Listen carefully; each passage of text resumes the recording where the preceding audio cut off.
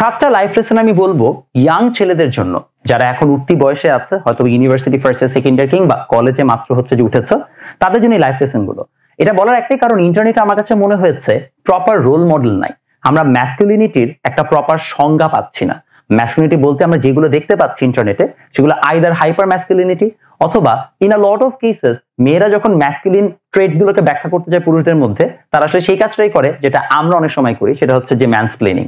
আমরা মেয়েদের ব্যাপারে যেরকম হচ্ছে তাদের থেকে বেশি বুঝি এরকম ব্যাপার দেখাতে চাই, মেয়েরা একই কাজটা করে ফেলে আমাদের ক্ষেত্রে, এবং এটা আমাদেরই দোষ, বিকজ আমরা কোনো প্রপার রোল মডেল দাঁড় করাতে পারি না। সেই 7টা লাইফ লেসন আমি আপনাদেরকে সাথে শেয়ার করবো, যেটা আমার কাছে মনে হচ্ছে ওভার দ্য ইয়ার্স আমি শিখেছি এবং আই উইশ আমাকে কোনো রোল মডেল আগে শেখাতো। নাম্বার 1, যে কোনো পুরুষ মানুষের জন্য, যে কোনো ইয়াং ছেলের জন্য সবচেয়ে ইম্পর্টেন্ট হচ্ছে টেকিং কেয়ার অফ ইউরসেলফ। এই জিনিসটা আমার কাছে মানতে অনেক কষ্ট হয়েছে, বিকজ সবসময় আমি জেনে এসেছি যে আসলে সেই সবচেয়ে বড় পুরুষ যে কিনা হচ্ছে যে নিজের চিন্তা বাদ দিয়ে অন্য সকলের চিন্তা করে। এবার আপনি দেখবেন আমাদের বাবা সব সময় নিজের পাঞ্জাবিটা সবার লাস্টে কিনেছে, সে সবসময় নিজেরটা চিন্তা না করে সে মানুষের জন্য চিন্তা করেছে। Fine, it's absolutely good thing, but ইস্যুটা হচ্ছে if you are not fit for yourself then you are not fit for others. আপনি নিজের লাইফে যদি দুঃখ কষ্টে থাকেন, নিজের লাইফে যদি আপনি হ্যাপি না থাকেন, আপনি কখনোই অন্যকে হ্যাপি করতে পারবেন না। আপনার নিজস্ব প্রবলেমগুলোকে নিজের আগে সলভ করা শিখতে হবে।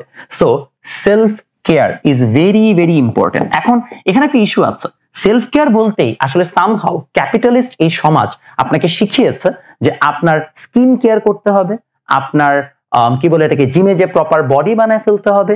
সেলফ কেয়ার বলতে আসলে শুধুমাত্র এই জিনিসগুলো বোঝায় না, দেয়ার আর লট অফ থিংস যেগুলো হচ্ছে তারা মিস আউট করে ফেলে। নাম্বার 1, হ্যাঁ আপনি অফকোর্স স্কিন কেয়ার করতে পারেন, কোনো সমস্যা, আপনি ফিট হইতে পারেন, কোনো সমস্যা নেই, but there are lot of aspects. একটা হচ্ছে ফিজিক্যাল অ্যাসপেক্ট, একটা হচ্ছে মেন্টাল অ্যাসপেক্ট। আপনার ফিজিক্যাল অ্যাসপেক্টটা কি হবে? যেমন আপনি জিমে যান, আপনি যদি জিম পছন্দ না করেন, অ্যাটলিস্ট আপনি ফুটবল খেলেন, অর্থাৎ আপনি নিজের স্ট্যামিনা বিল্ড করার চেষ্টা করেন। আপনার মেইন গোল বিগ মাসলস হওয়া উচিত না, আপনার মেইন গোল মানে প্রপার স্ট্যামিনা হওয়া উচিত। কারণ আপনার দিন শেষে হার্টটার মধ্যে কত মাসেল আছে সেটা ম্যাটার করবে না। মাসেল দিয়ে আপনি দিন শেষে হচ্ছে খুব বড় বডি শডি বানায় একটু ইনস্টাগ্রামে ছবি আপলোড করতে পারবেন, বাট আপনার হার্ট সুস্থ কিনা সেটা মোর ইম্পর্টেন্ট, আপনার লিভার সুস্থ কিনা সেটা মোর ইম্পর্টেন্ট। সেটার জন্য আপনি সেইটাই করেন যেটা আপনাকে মানে আনন্দ দেয়, এবং সেটার মাধ্যমে আপনি অ্যাটলিস্ট চেষ্টা করেন একটা প্রপার ফিটনেস মেইনটেইন করতে। সো ফিজিক্যাল হেলথের অবশ্যই আপনাকে খেয়াল রাখতে হবে। এই ফিজিক্যাল হেলথের মধ্যে আপনার আউটার অ্যাপিয়ারেন্সের মধ্যে আপনি কি কি জিনিস খেয়াল রাখবেন? আপনার হেয়ার স্টাইল এবং আপনার বিয়ার্ড স্টাইল, এই জিনিসগুলোর ব্যাপারে আমরা আসলে খুব একটা সচেতন থাকি না, এবং দেখেই হচ্ছে যে আমাদের এত বাজে অবস্থা। আমি আমার দাড়ি নিয়ে অনেক এক্সপেরিমেন্ট করছি, করার পর আমি কিন্তু এই পার্টিকুলার দাড়ির শেপটাতে হচ্ছে যে এসেছে। আমার চুল নিয়ে অনেক এক্সপেরিমেন্ট করা শেষ, তারপরে আমি একটা পার্টিকুলার হেয়ার স্টাইলকে পিক করেছি। So pick your own style, এটা আপনাকে ডিফাইন করবে যে অ্যাজ এ হিউম্যান বিং আপনি কিরকম। শুধু সেটাই না, আপনি ইনফ্যাক্ট আপনার ওয়ার্ড্রোবকেও সেট করতে পারেন। আমি বলেছি না, ওই যে এই কথাগুলো বললে হচ্ছে যে অনেক মানুষের নাক ছিটকাবে, হ্যাঁ ইস এগুলা কেন আমরা করবো, আমরা ব্যাটা মানুষ, আমরা লুঙ্গি পরে থাকবো না। You have to take care of yourself, এবং সেটার জন্য আপনার ওয়ার্ড্রোব নিয়ে কাজ করতে হবে। অর্থাৎ আপনি এক্স্যাক্টলি কোন টাইপের জামা কাপড় পরবেন। হ্যাঁ, আমাকে বললেন না যে ভাই আপনার ড্রেসিং সেন্স অনেক খারাপ, ঠিক আছে, প্যারা নেই, I am trying to improve that. আর আমি ভিডিওতে আসলে অত মাথা ব্যথা করি না, আমি আসলে যখন এমনি বায়োবেটেড হই এখানে I try to look good as much as I can. So চেষ্টা করুন আপনার ওয়ার্ড্রোবের মধ্যে হচ্ছে যে কিভাবে জিনিসপত্রগুলো আনবেন। পার্টিকুলারলি আপনি কোন টাইপের পোলো শার্টস পরতে পছন্দ করেন, কোনটা আপনার জামা মানে সুন্দর করে ফিট হয়, আপনার কোন জায়গায় আপনাকে মানে কোন কালারটা আপনাকে বেটার দেখা যায়, এই জিনিসগুলো নিয়ে চিন্তা করেন, ভাবেন, যেন আপনি নিজের হচ্ছে যে একটা বেটার ইমেজ নিজের কাছে পেতে পারেন। সেলফ কেয়ারটা খুব ইম্পর্টেন্ট আপনাদের জন্য। মেন্টাল হেলথের দিক থেকে মেয়েদের থেকে কিন্তু পুরুষের অবস্থা আরো বাজে হয়, এটা পার্টিকুলারলি আমি নিজেই প্রবলেমের মধ্যে দিয়ে গেছি। সো আপনার মেন্টাল হেলথকে ফিক্স করার জন্য সবচেয়ে বড় সমস্যা হচ্ছে আপনার মেল ফ্রেন্ডসরা এক্ষেত্রে খুব একটা হেল্পফুল হয় না। আমি দেখেছি আমাদের মেল ফ্রেন্ডসদের মধ্যে মানুষজন খুব একটা ভালো মানে এই ক্ষেত্রে অ্যাডভাইস দিতে পারে না। সো চেষ্টা করেন, there are lot of people who are very compassionate about this. আপনি চাইলে আপনার সিনিয়র ভাইয়াদেরকে হচ্ছে অ্যাপ্রোচ করে দেখতে পারেন, বিকজ সেখানে আপনি আপনাকে একটা বেটার সে আইডিয়া দিবে। একটা খুব মানে চরম সত্যি কথা বলি, আপনার পরিচিত মানুষ আপনাকে যতটা মেন্টালি সাপোর্ট দিবে, তার থেকে আপনার অপরিচিত মানুষ আপনাকে বেটার মেন্টাল সাপোর্ট দিবে। Always mental support comes from the strangers, not the people that you love. I don't know why that happens, but it just happens. So চেষ্টা করেন মেন্টাল হেলথের জন্য আপনার যদি কখনো প্রবলেম হয় হেল্প সিক করতে, এবং হেল্প সিক করার ক্ষেত্রে আপনার টিচার মানে আপনার সিনিয়র কিন্তু যথেষ্ট হেল্পফুল হবে। I don't want to say this, but আমার অনেক মেল স্টুডেন্টদের কিন্তু হচ্ছে দিন শেষে মেন্টাল হেলথে আমি অনেক হেল্প করছি, বিকজ ওরা কখনো যদি ছ্যাঁকা টাকাও খায় সেটা হচ্ছে আমাকে বলে। So I try to be that senior বা দ্যাট বড় ভাই যে কিনা হচ্ছে অলওয়েজ তাকে সাপোর্ট করবে, অলওয়েজ তাকে হেল্প আউট করবে। So try to find someone who will help you out in this particular scenario. Self কেয়ারটা খুবই ইম্পর্টেন্ট। তারপরে চলে আসেন অ্যাজ দ্য সোসাইটি প্রোগ্রেসেস আপনাকে অনেক সময় বলবে যে না এটা দরকার ওটা দরকার নাই।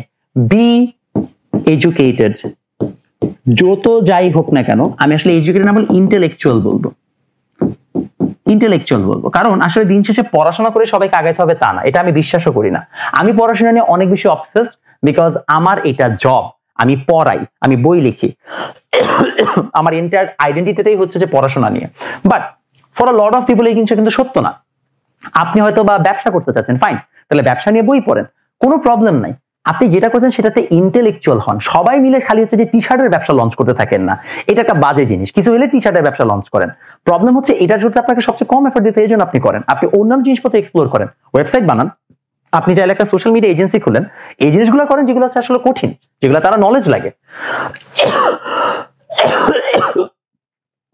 সো ইন্টেলেক্টের পিছনে যথেষ্ট পরিমাণে সময় দেন। আপনার যদি ইন্টেলেক্ট ভালো না থাকে, আপনি কখনোই সেই জিনিসগুলো অ্যাচিভ করতে পারবেন না। Number 3, do not chase after girls.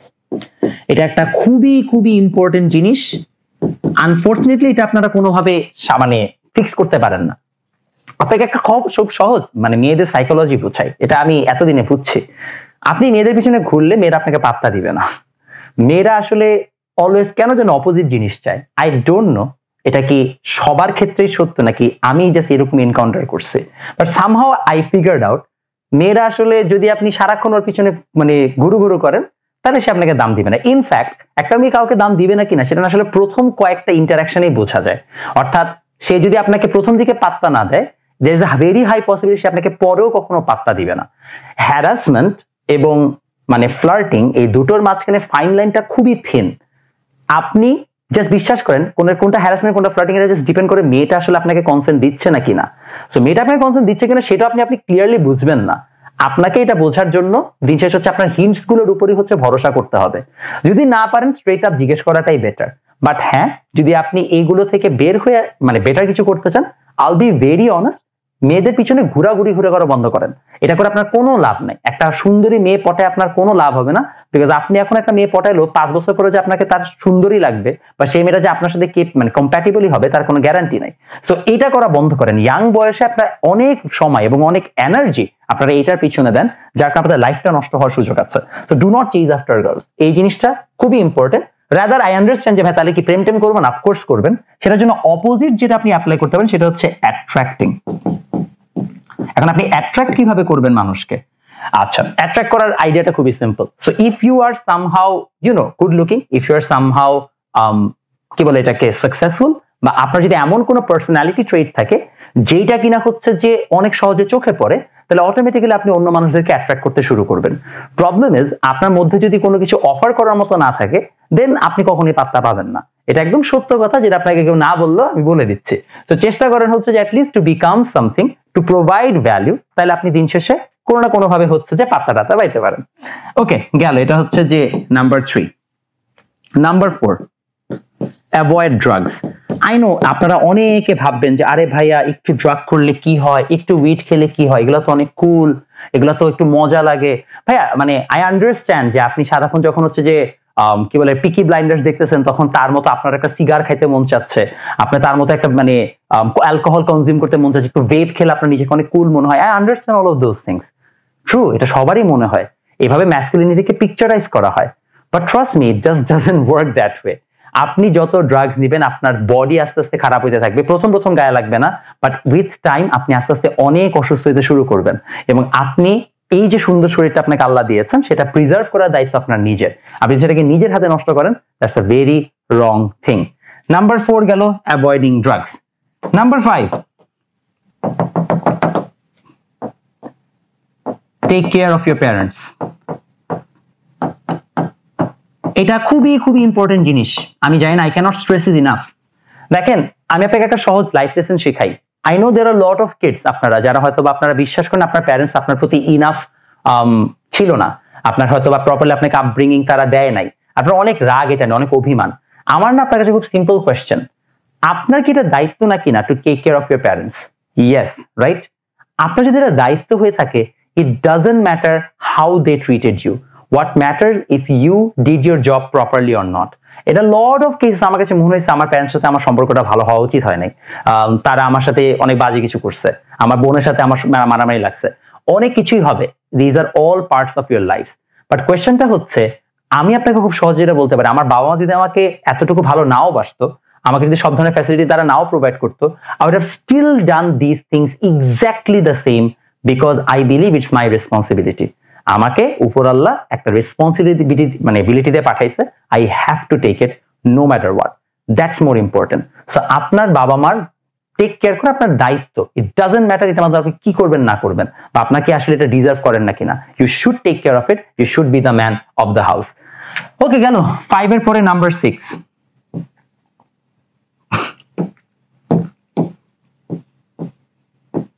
be kind and calm. এই বয়সে একটা অন্যতম বড় সমস্যা হচ্ছে আমরা ভায়োলেন্স করতে অনেক পছন্দ করি। এই মারামারি করবো, ফাড়ায় ফেলাবো। আমি আপনাকে একটা অনেস্ট কথা বলি, আমি না অনেক স্টুডেন্ট পড়াইছি, এর মধ্যে গুন্ডা মাস্তানও পড়াইছি, বহুত গুন্ডা মাস্তান পড়াইছি। বিশ্বাস করেন আমার অনেক স্টুডেন্ট হচ্ছে যে নাম করা গুন্ডা মাস্তান, এবং তারা কেউ হ্যাপি নাই। তারা একটা লাইফের ওই এজেই হচ্ছে যে এরকম গুন্ডামি মাস্তানিকে অনেক পছন্দ করে। একটা সময় পরে যে তারা রিগ্রেট করে এই জিনিসগুলা। As a man, you should be capable. As a man, you should be capable of self-defense. আপনি স্ট্রং হবেন physically, that's absolutely fine. But no one told you যে আপনি আসলে এই জিনিসটার মাধ্যমে ভায়োলেন্স ইনসাইট করবেন। আপনাকে দেখে সবাই ভয় পাবে, এই আমি আজকে ফেরাই ফেলবো। না, যদি আপনাকে বারবার ভায়োলেন্স করে আপনার নিজের অথরিটি মানুষের উপর দেখাইতে হয়, তার মানে আপনি ইন্টেলেকচুয়ালি অনেক উইক, বিকজ আপনার সেই ইন্টেলেকচুয়াল অথরিটি নেই যেটার মাধ্যমে মানুষ আপনাকে দেখে অটোমেটিক্যালি সম্মান করবে, মানুষ আপনাকে দেখে দাঁড়ায় যাবে। এই জিনিসটা যদি আপনার মধ্যে না থাকে, then there is no point. So kind হন, ঠান্ডা হন। উচ্চ স্বরে কথা বলা, রাগারাগি করা, এই জিনিসগুলো লং রানে আপনাকে কখনোই হেল্প করবেন না। এগুলোকে ঠান্ডা করেন, এগুলো দেখবেন আস্তে আস্তে জিনিসগুলো অনেক কুল হয়ে যাবে, অনেক সুন্দর হয়ে যাবে। গেল। এবং number 7, never let the child die. As a man, we all have a child inside us. আমরা somehow, যে আমার বয়স এখন 26 বছর, স্টিল যদি আমাকে কেউ PS5 গিফট করে, আমি খুশিতে পাগল হয়ে যাব। কেউ যদি আমাকে স্টিল হচ্ছে যে একটা বুট গিফট করে ফুটবলের, আমি অনেক খুশি হয়ে যাবো। আমাকে একটা ক্রিকেট ব্যাট দিলে আমি খুশি হয়ে যাবো। অ্যাজ আ ম্যান, আমাদের পছন্দের জিনিসগুলা ওই 10-11 বছর বয়সে ফর্মড হয়, দেন এগুলা চলতে থাকে, এগুলা চেঞ্জ হয় না, এগুলার আগায় না, দে রিমেইন দ্য সেম। হয়তো বা অ্যাডভেস্ট আমরা ছোটকালে থাকলে ল্যাম্বরগিনির একটা হট হুইলস পছন্দ করতাম, বড় হয়ে একটা অ্যাকচুয়াল ল্যাম্বরগিনি পছন্দ করি, এই তো। But it remains the same. এর মানে হচ্ছে যে দিন শেষে আপনার ভেতরে একটা বাচ্চা থাকবে অলওয়েজ, তাকে মরতে দেওয়া যাবে না, because that is who you are. So if you have মানে যদি আপনার একটা হট হুইলস কিনতে পছন্দ করে, কিনবেন। আপনি যদি কোনো একটা শখ রাখতে পছন্দ হয়, যে আপনি গেমিং এর শখ রাখতে চান, রাখেন, কোনো সমস্যা নাই। বাট আপনি চেষ্টা করবেন যে আপনার ভিতরের এই বাচ্চাটা যেন কখনো মারা না যায়, because as a man that's the only thing that you have, যেটা কিনা হচ্ছে যে অন্য কেউ নিতে পারবে না। So these are top 7 lessons for young men. চেষ্টা করেন to become a better man. চেষ্টা করেন যেন হচ্ছে যে আপনার বাবা মা আপনার উপরে ভরসা করতে পারে, আপনার পার্টনার যেন আপনার উপর ভরসা করতে পারে, আপনি যেন এডুকেটেড হন, স্কিলফুল হন, এবং সোসাইটি কিছু একটা দিতে পারেন, যেন দিন শেষে আপনি সোসাইটির উপর বোঝা না হয়ে যান। দেখা হবে নেক্সট ভিডিওতে।